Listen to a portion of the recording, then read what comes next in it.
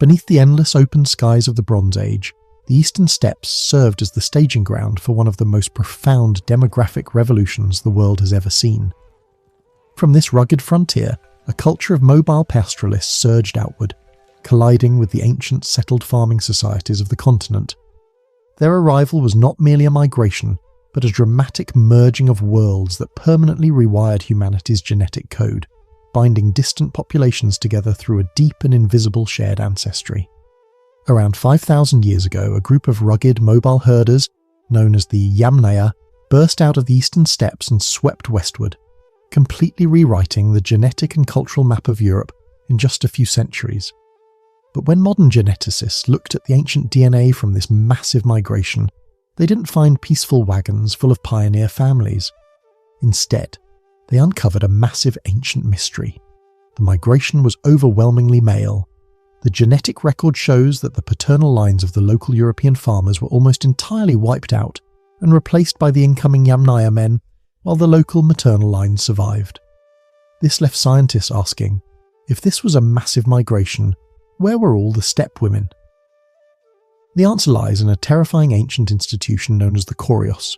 Rather than a traditional family migration, the vanguard of this expansion was likely driven by roaming bands of landless, unmarried teenage warriors.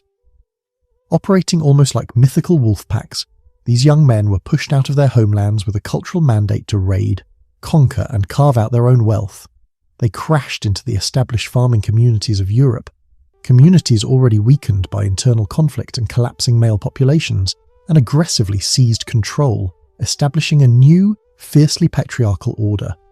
But you can't build a lasting civilization with just a band of roving teenage warlords. They needed a way to settle down and reproduce. This is where the story pivots from violent conquest to a remarkable cultural merger. To build their new societies, these victorious steppe warriors systematically took wives from the neighbouring local farming communities. They established rigid systems where the men stayed put on their newly conquered land, and women were continuously brought in from the outside to marry into the tribe.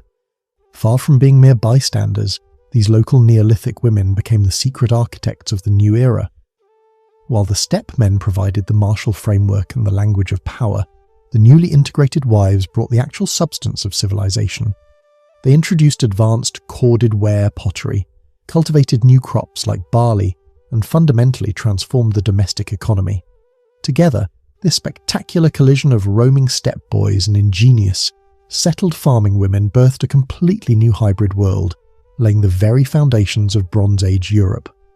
The Yamnaya expansion represents one of the most profound demographic shifts in human prehistory, characterized by the emergence of Western steppe herder ancestry.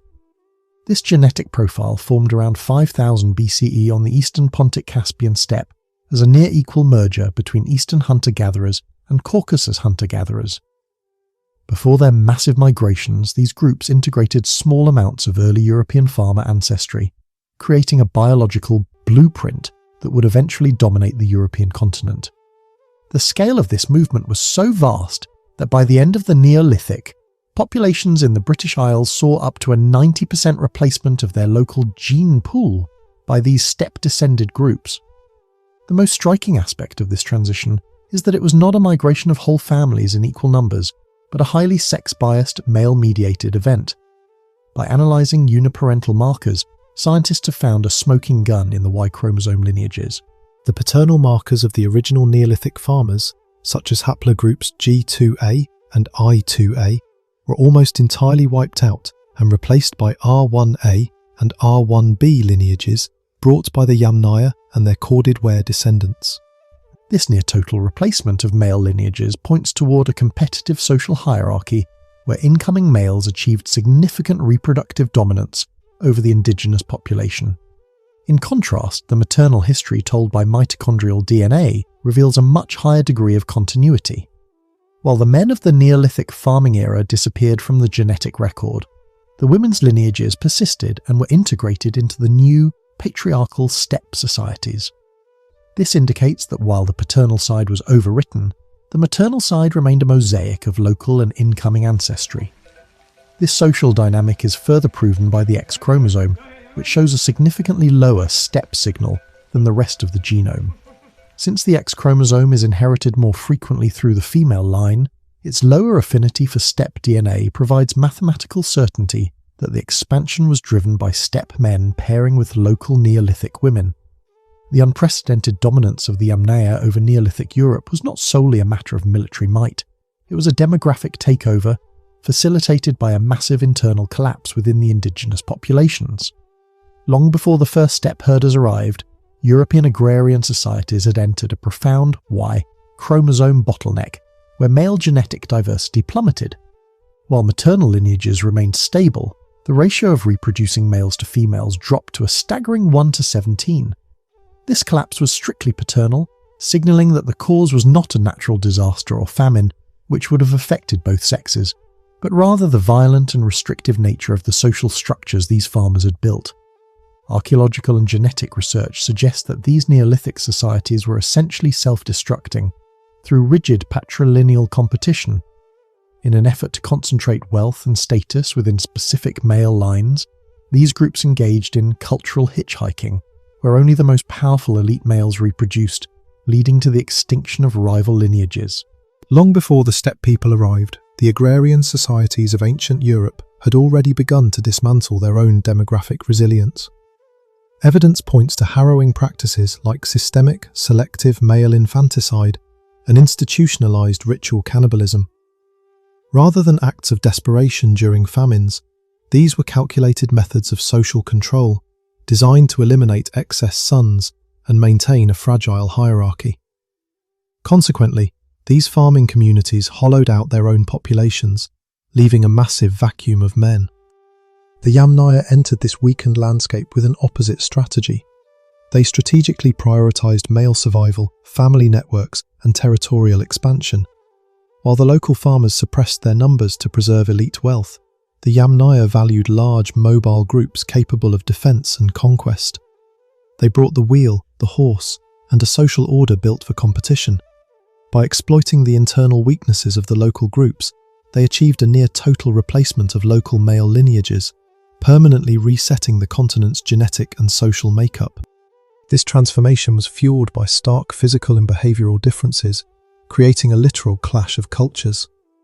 The grueling lifestyle of mobile herding gave the Yamnaya an unusually tall and heavy build, a trait still seen in modern Europeans today. In contrast, the local farmers were significantly shorter and slimmer. The Yamnaya used this physical size to intimidate and establish immediate authority. These physical differences mirrored a deep philosophical divide between the two groups. The farmers relied on a culture of consent, forming cooperative communities necessary for long-term crop growing. While stable, this order was too rigid for sudden external shocks.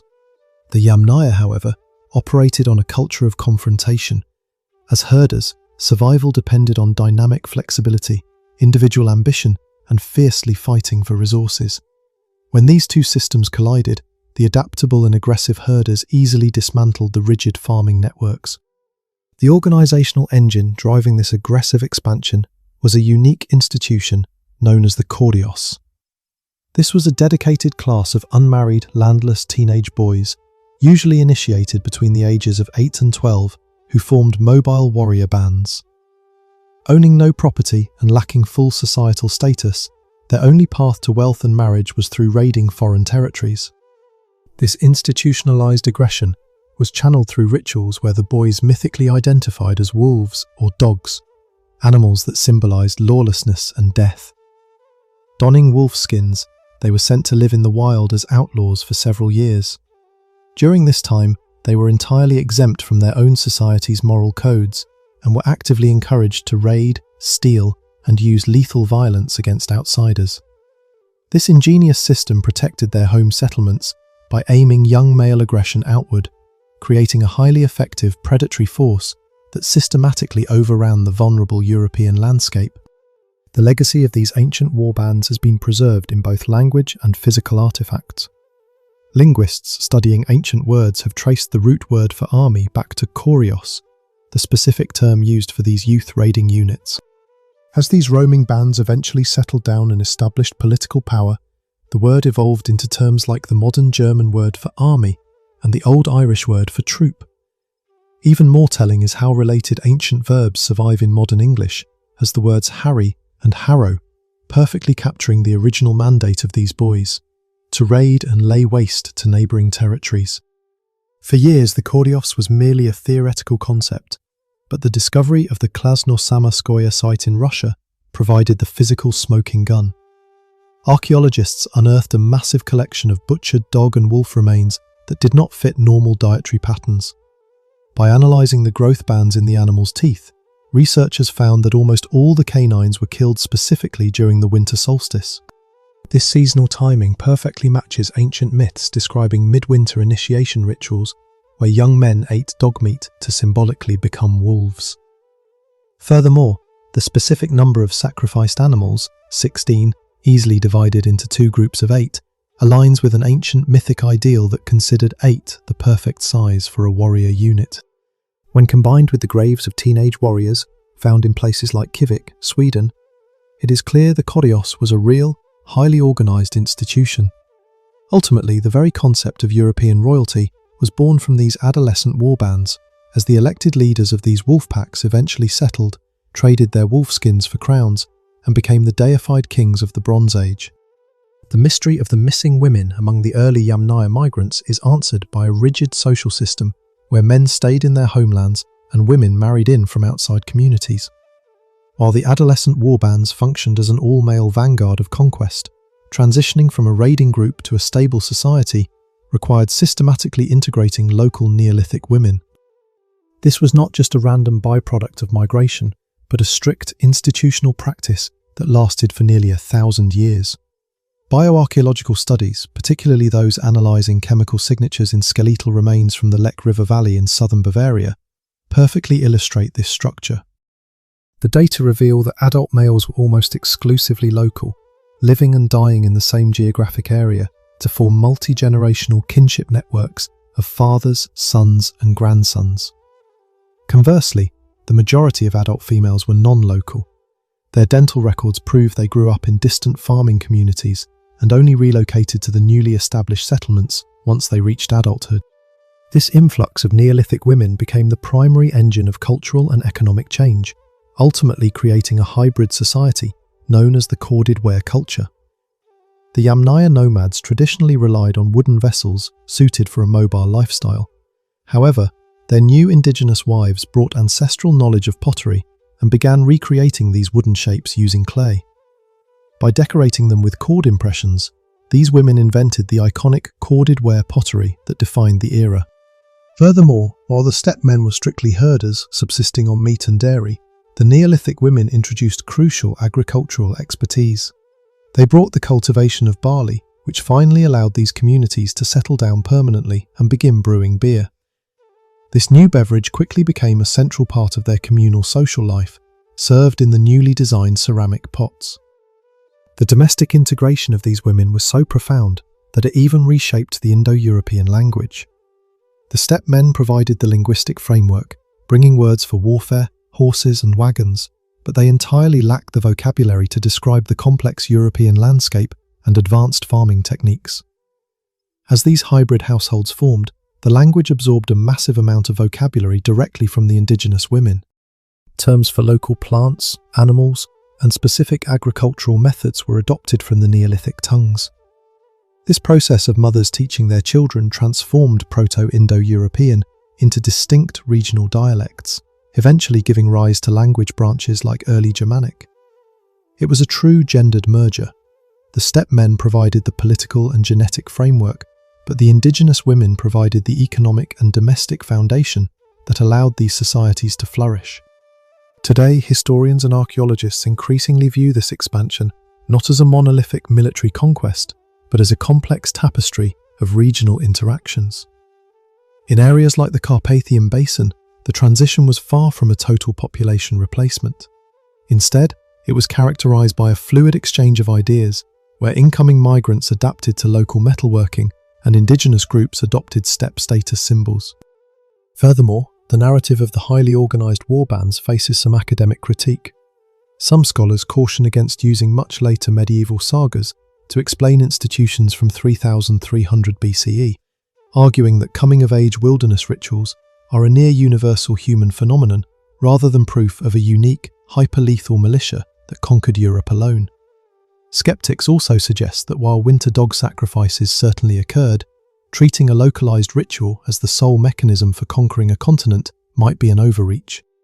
Perhaps most fascinating is the evidence that these supposedly rigid patriarchal societies occasionally allowed for surprising flexibility regarding gender roles. While standard burials of the time were strictly segregated by biological sex, with males oriented in one direction and females in another, archaeologists have identified striking anomalies. In some graves, older biological males were buried in female orientations alongside female grave goods. Conversely, at sites like Jerusalem, older women have been discovered buried with polished stone tools, their bones displaying physical wear patterns typically associated with heavy male labour. These exceptions suggest that early Bronze Age societies allowed certain individuals to cross gender boundaries based on their lived experiences and social roles, rather than strict biology. Ultimately, the demographic transformation of Europe was the result of a specific, aggressive nomadic culture meeting a vulnerable agrarian population. The men cleared the path, but the missing women of the steppe were replaced by indigenous Neolithic mothers who provided the agriculture, ceramics, and language that built the lasting foundations of Bronze Age Europe.